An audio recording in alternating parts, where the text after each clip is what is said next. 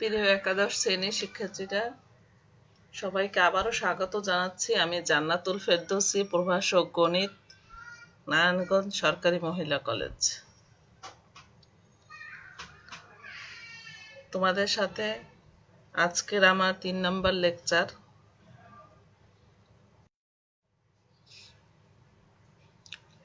আজ যে বিষয়গুলো আমি তোমাদের সাথে আলোচনা করব সেগুলো হচ্ছে ভেক্টরের অংশক কি, ভেক্টরের অংশক সম্পর্কে আমরা জানব। এরপরে একটি ভেক্টরের দিক বরাবর অপর ভেক্টরের অভিক্ষেপ এবং উপাংশ কিভাবে নির্ণয় করা যায় সেটি আমরা দেখব। তারপরে আমরা দেখব অবস্থান ভেক্টরটা কি। এরপরে বিভক্তিকরণ বিন্দুর অবস্থান ভেক্টর কিভাবে নির্ণয় করা যায় সেটা দেখব। সাধারণভাবে ভেক্টরের মান কিভাবে নির্ণয় করা যায় সেটা আমরা দেখব।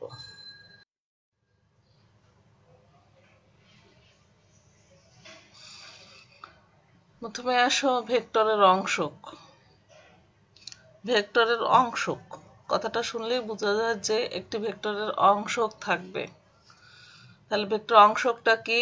একটি ভেক্টরের 2 বা ততোধিক ভেক্টর রাশিতে বিভক্ত করে ভেক্টরটির অংশক বা উপাংশ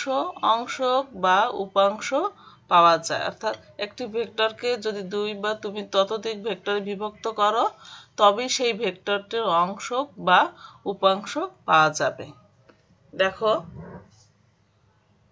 কিভাবে দুইটি অংশে বিভক্ত করানো যাবে। দেখো, আমি ও বিন্দু দিয়ে দুইটি ভেক্টর নিয়েছি, ও এ এবং ও বি। আমি একটি সামান্তরিক এঁকে ফেললাম। চিত্রটা দেওয়া আছে, দেখো সামান্তরিকটা দেখো এঁকেছি। এখন দেখো সামান্তরিকের কর্ণ হচ্ছে ওসি, অর্থাৎ ওসি ইকুয়াল টু সামান্তরিকের লব্ধি বল আর। তাহলে আমরা কি পেয়েছি? ও এ সি বি একটি সামান্তরিক পেয়েছি যার ওসি ইকুয়াল টু আর ভেক্টরটিকে, এই যে দেখো ওসি ভেক্টরটিকে ও এ এবং ও বি বরাবর দুইটি অংশে বিভক্ত করতে হবে।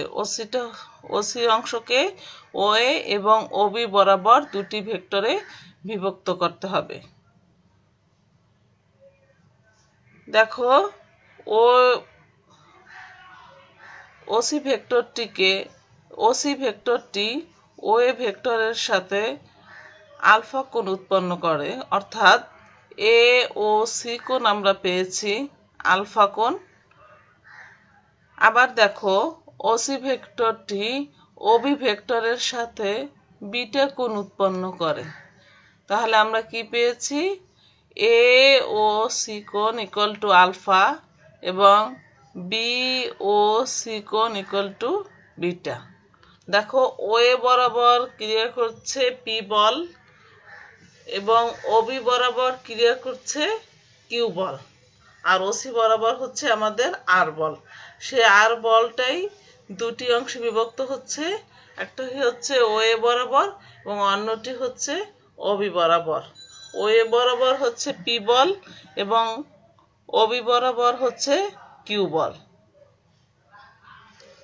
দেখো ত্রিভুজ এ ও সি এ আমরা পেয়েছি যে এ ও সি কোণ আমরা নিয়েছি আলফা কোণ।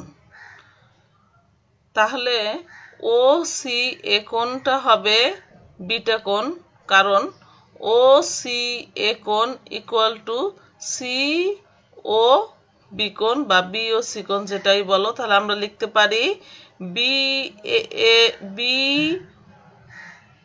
ও সি কোণ ইকুয়াল টু এ সি ও কোণ ইকুয়াল টু বিটা কোণ।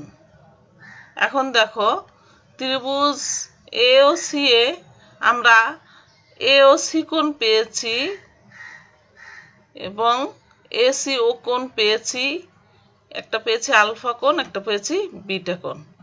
তাহলে এখন আমরা অবশ্যই ও এ সি কোণ নির্ণয় করতে পারবো। আমরা জানি ত্রিভুজের 3 কোণের সমষ্টি হচ্ছে 180 ডিগ্রি। যেহেতু দুইটি কোণ হচ্ছে, একটি হচ্ছে আলফা এবং অন্যটি হচ্ছে বিটা, তাহলে তৃতীয় কোণটি হবে 180 ডিগ্রি, অর্থাৎ তৃতীয় কোণটি হচ্ছে ও এ সি কোণ ইকুয়াল টু আমরা লিখতে পারি 180 degree minus alpha plus beta. দেখো তিনটি কোণই আমরা পেয়ে গেছি।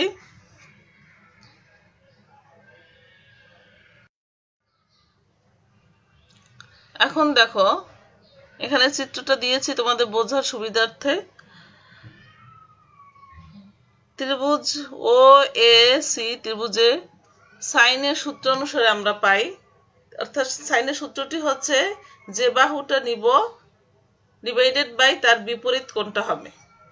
এখন দেখো প্রথমে নিচ্ছি ও এ, ও ত্রিভুজ ও এ সি এ প্রথমে নিচ্ছি আমরা ও এ, তাহলে ও এ ডিভাইডেড বাই তার বিপরীত কোণটা, তার বিপরীত কোণটা হচ্ছে বিটা কোণ সাইন বিটা, তাহলে O A divided by sine beta equal to দেখো এরপরে নিব এসি, এসি বাহু, এসি বাহুটা যখন নিব AC divided by sine alpha, এরপরে দেখো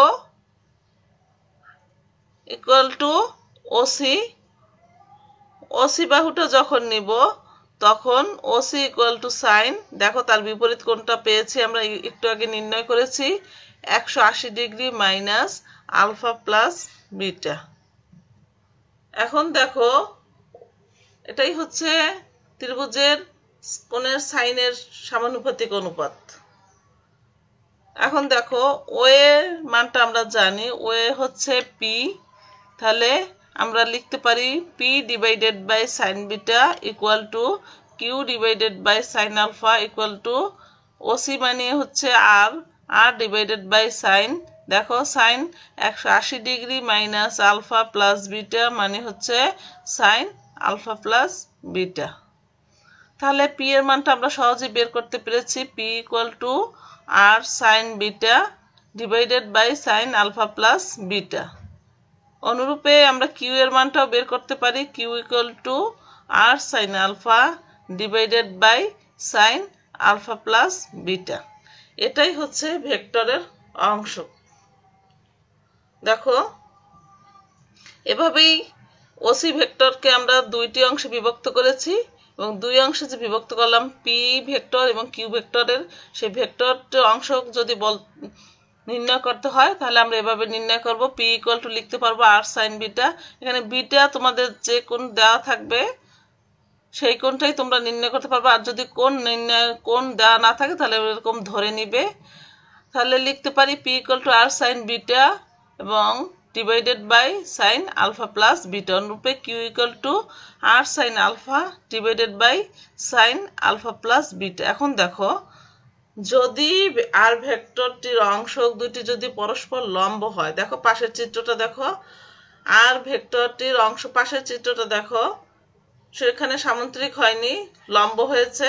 যদি লম্ব হয় তাহলে আমরা লিখতে পারবো alpha plus beta equal to 90 degree. যখন alpha plus beta equal to 90 degree আমরা পেয়ে যাব তখন sine alpha plus beta equal to লিখতে পারবো সাইন 90 ডিগ্রি। সেখান থেকে আমরা জানি sine 90 degree equal to 1। Alpha plus beta যদি 90 ডিগ্রি হয় তাহলে বিটার মানটা হবে 90 ডিগ্রি মাইনাস আলফা। এখন যদি উভয় পাশে আমি সাইন নেই, sine beta equal to sine 90 degree minus alpha, তোমরা জানো ত্রিকোণমিতি থেকে sine 90 degree minus alpha equal to cos alpha. তাহলে দেখো পি এর মানটা আমরা কি পাই, পি এর মানটা দেখো এখন যদি আলফা প্লাস বিটার মানটা আমরা জানি যে 90 ডিগ্রি যদি বসিয়ে দিই তাহলে আমরা কত পেয়েছি 1। তাহলে দেখো সুতরাং P equal to R cos alpha এবং Q equal to R sine alpha. এটাই হচ্ছে একটি ভেক্টরের অংশ নির্ণয়। তোমাদের এই সংক্রান্ত যদি অঙ্ক আসে এই মানটা বসিয়ে দিবে, P equal to R cos alpha এবং Q equal to R sine alpha, এই সূত্রে বসিয়ে দিয়ে তোমরা যে কোনো এই সংক্রান্ত তোমরা যে কোনো সমস্যার সমাধান করতে পারবে।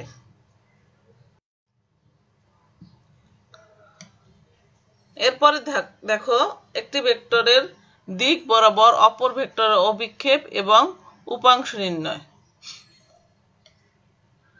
অভিক্ষেপ এবং উপাংশ নির্ণয় দেখো কিভাবে নির্ণয় করব।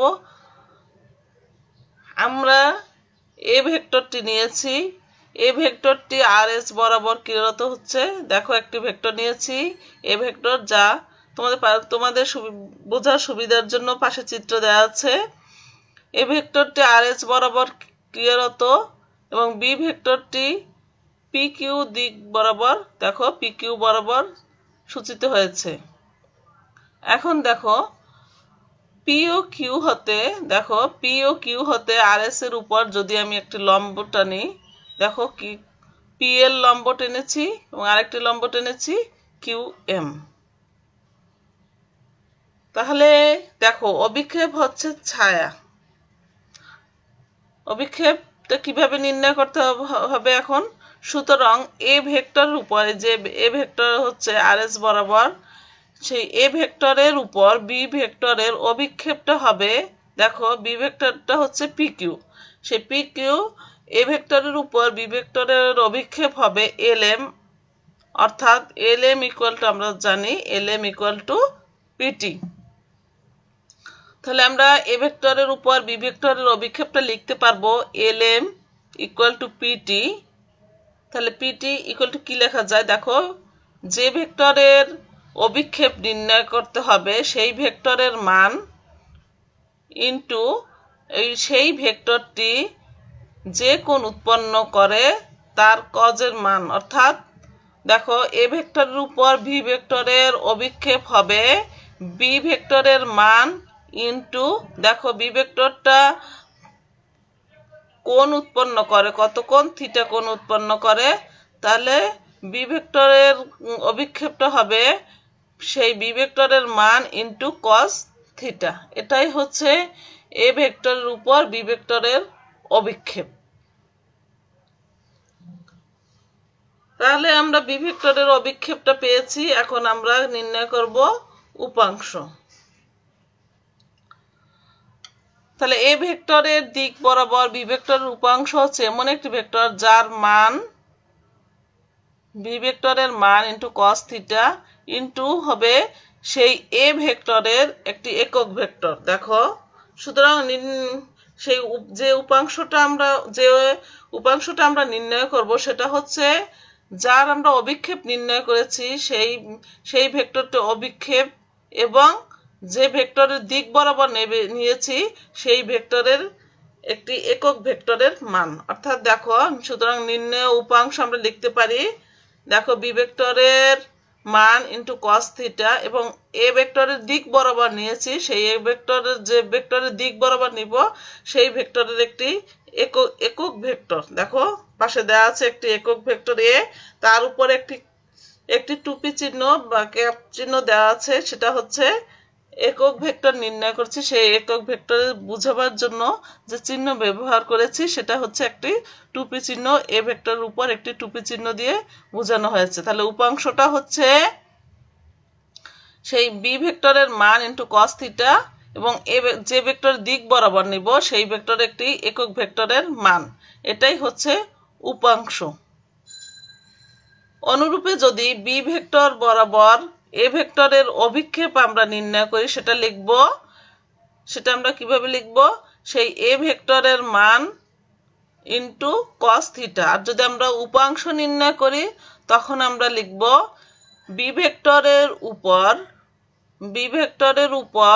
এ ভেক্টরের উপাংশ, অর্থাৎ এ ভেক্টরের মান ইনটু কস থিটা, সেই বি ভেক্টরের একটি একক ভেক্টর।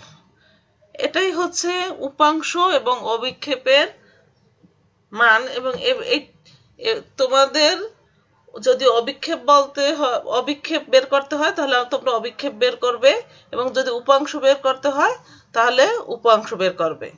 সেই উপাংশ এবং অভিক্ষেপের পার্থক্যটা হচ্ছে এই যে উপাংশ বলি বা অংশ যেটাই আমরা বলি সেটা নিজেই একটি ভেক্টর, আর অভিক্ষেপ হচ্ছে সেই উপাংশের মান বা দৈর্ঘ্য।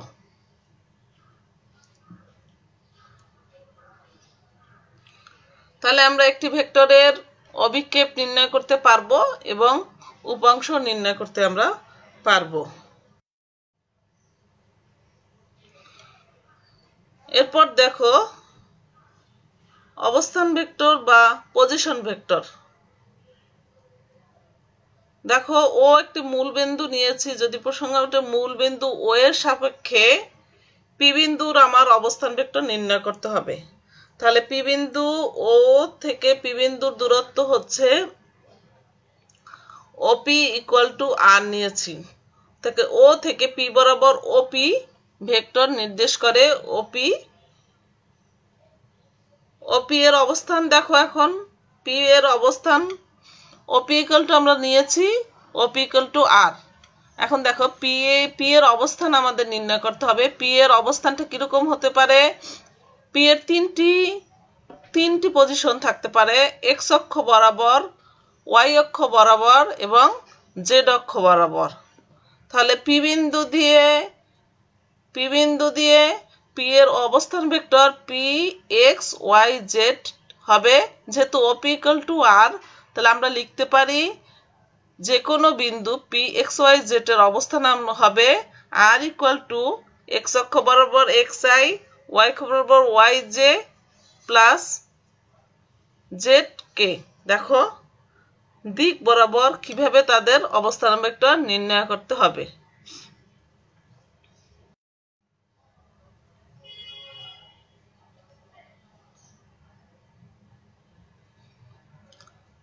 এরপরে আসো বিভক্তিকরণ বিন্দুর অবস্থান ভেক্টর। বিভক্তিকরণ কথাটা শুনতে বোঝা যায় যে বিভক্ত করতে হবে, তারপর তাদের অবস্থান ভেক্টরটা কিভাবে হবে। দেখো আমরা একটি মূল বিন্দু নিয়েছি ও হচ্ছে মূল বিন্দু এবং দেখো দুইটি ভেক্টর নিয়েছি এ এবং বি। তাহলে ও এ বরাবর ক্রিয়া করছে এ ভেক্টর এবং ও বি বরাবর ক্রিয়া করছে বি ভেক্টর। এখন দেখো আমরা এ বি কি করলাম? যোগ করে দিলাম। তাহলে আমরা একটা ত্রিভুজ পেয়েছি, ও এ বি একটি ত্রিভুজ পেয়েছি। এখন এ বি কে যে কোনো একটি বিন্দু পি বিন্দুতে বিভক্ত করতে হবে। তাহলে আমরা একটি পি বিন্দু নিয়েছি, পি এ বি এর উপর একটি যে কোনো বিন্দু নিয়েছি পি। ধরে নিলাম পি বিন্দুটি A B রেখাংশকে M is to N, আমরা যেহেতু অনুপাতটা জানি না তাই আমরা ধরে নিয়েছি পি বিন্দুটি A B রেখাংশকে M is to N অনুপাতে অন্তর্বিভক্ত করে, বহির্বিভক্ত না কিন্তু অন্তর্বিভক্ত করে। সুতরাং পি বিন্দুর এখন আমার অবস্থান ভেক্টরটা নির্ণয় করতে হবে। দেখো ও এ বরাবর ক্রিয়া করছে এ ভেক্টর, ও বি বরাবর ক্রিয়া করছে বি ভেক্টর। এখন আমরা ধরে নিলাম ওপি বরাবর ক্রিয়া করছে আর ভেক্টর।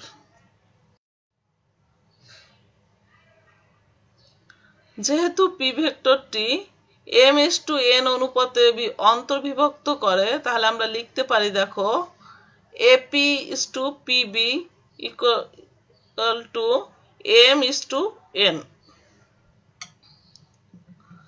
সেখান থেকে দেখো আমরা লিখতে পারি AP vector divided by AP vector divided by PB vector equal to M divided by N.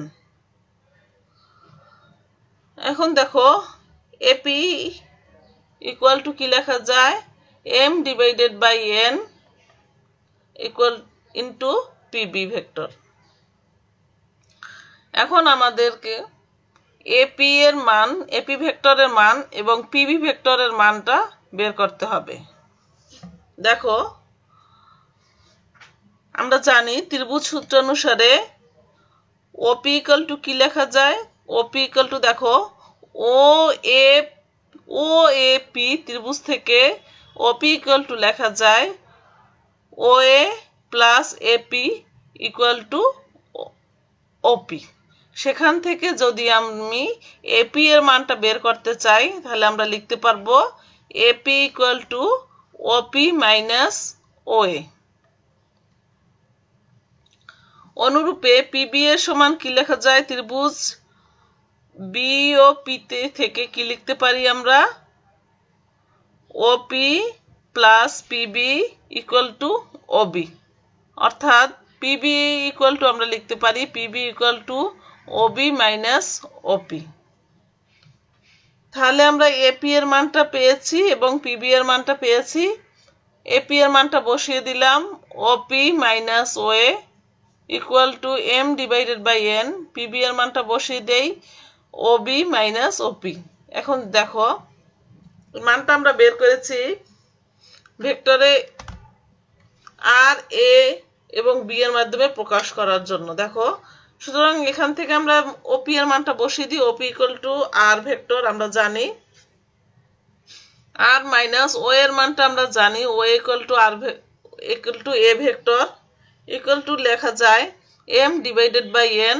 দেখো ওবি এর মানটা আমরা জানি বি ভেক্টর, মাইনাস ওপি এর মানটা হচ্ছে আর।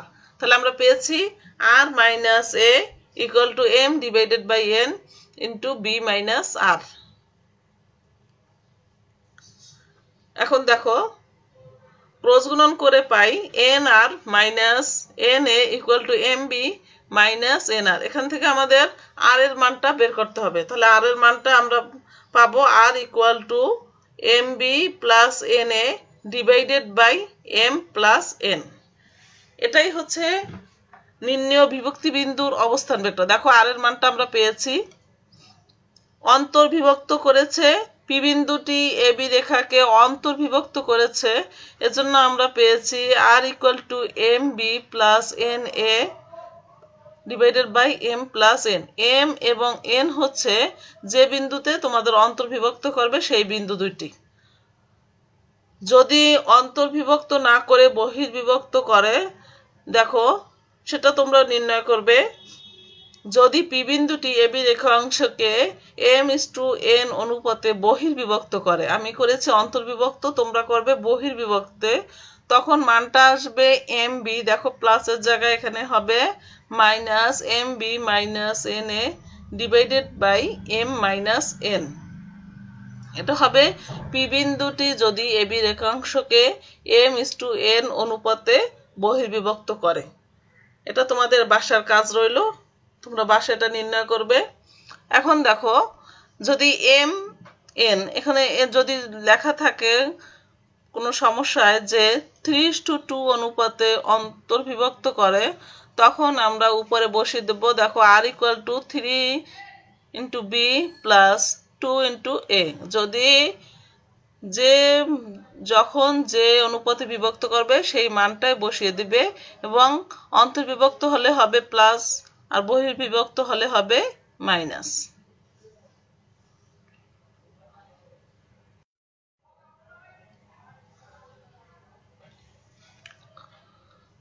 এরপরে দেখো সাধারণ ভেক্টরের মান নির্ণয়। দেখো ও বিন্দু দিয়ে দুইটি ভেক্টর ক্রিয়া করছে, ওবি বরাবর ক্রিয়া করছে, ও এ বরাবর ক্রিয়া করছে, এবং এ থেকে বি এর দিকে একটি ভেক্টর আমাদের নির্ণয় করতে হবে। তাহলে দেখো এ বিন্দুর অবস্থান হচ্ছে x1 y1 এবং z1, এবং বি বিন্দুর অবস্থান হচ্ছে x2 y2 এবং z2। তাহলে যদি এ বি নির্ণয় করতে হয় তাহলে আমরা লিখতে পারবো x2 minus xi into xi, দেখো আই চিহ্ন দিয়ে আই অক্ষ বরাবর, প্লাস y2 মাইনাস y1 দেখো যে অক্ষ বরাবর, প্লাস z2 মাইনাস z1 কে অক্ষ বরাবর। এটা হচ্ছে সাধারণ ভেক্টরের মান নির্ণয়। যখন কোনো বিন্দুতে থাকবে তখন এভাবে আমরা মানটা বের করব।